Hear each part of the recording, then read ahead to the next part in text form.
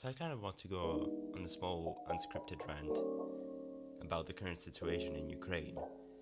Well, not exactly about the situation in Ukraine and the invasion, but mostly about what happened next to it. I want to talk about something I've been noticing coming from the left and the opposition by default that I often see and that I like to criticize within the candidates in the French elections, but I'm starting to see it from prominent YouTubers and streamers, mostly from Hassan, but he's far from being the only one. I'm gonna start this by just talking about my position on NATO and explaining why I think the current opposition to NATO is mostly due to this opposition by default thing. I started up being opposed to NATO mainly because it is the reason why, in my mind, France was in Afghanistan. We were pushed to go there because we were part of NATO. I stayed with this view until pretty recently when I did a bit more reading on the situation in Russia and in Ukraine. And I did realize that there was still a use for NATO.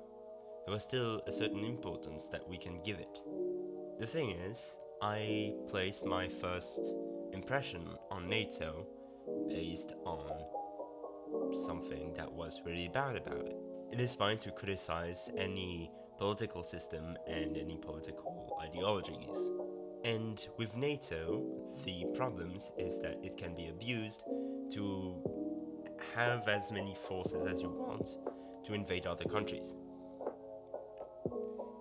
Now, NATO is a bit more than this, and we can see that with the situation in Ukraine.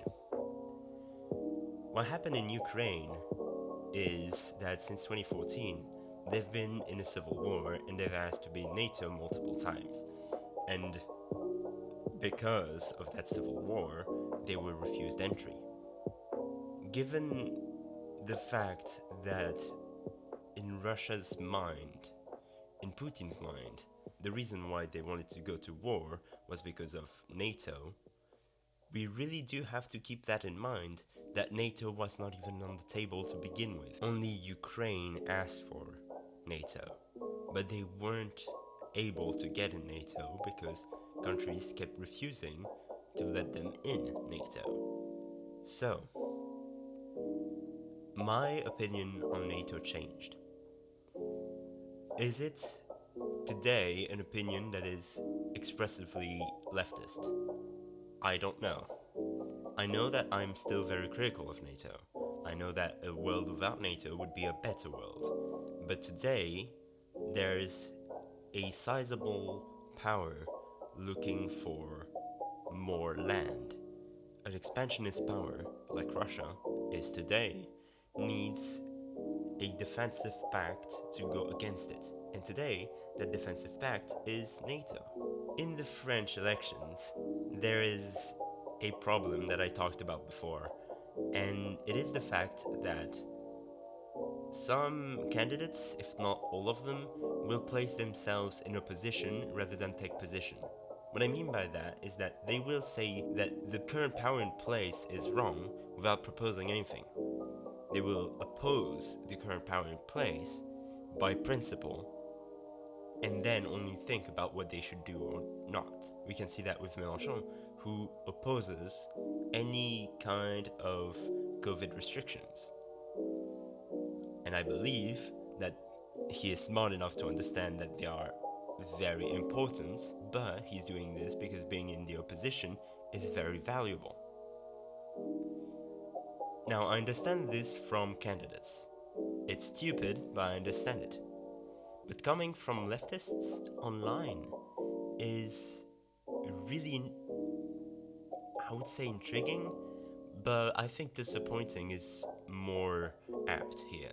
I was hoping to see a lot of the people I looked up to realize that the world isn't black and white, and sometimes something that is bad can be used for good.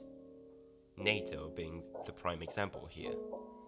But when people like Hassan talk about NATO, they seem to not understand the problem with the way they talk about it.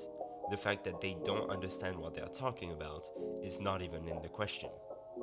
I would like for people, I'm gonna single out Hassan, but I'm pretty sure I could talk about many other people. I would like for Hassan to stop retweeting, to stop citing sources that come from Russian propaganda. If you want to avoid American and US propaganda, sure, but that doesn't mean you have to overcorrect and go the opposite fucking direction. It doesn't mean you have to place yourself singularly on the opposition. You have to think a little bit before doing that. You have to realize that politics is about finding a solution to a problem. And those solutions can come with tools that we already have. And it is the case with NATO. It is a tool that has been used poorly in the past and that today can be used for good. Alright, rant on. Be kind to each other.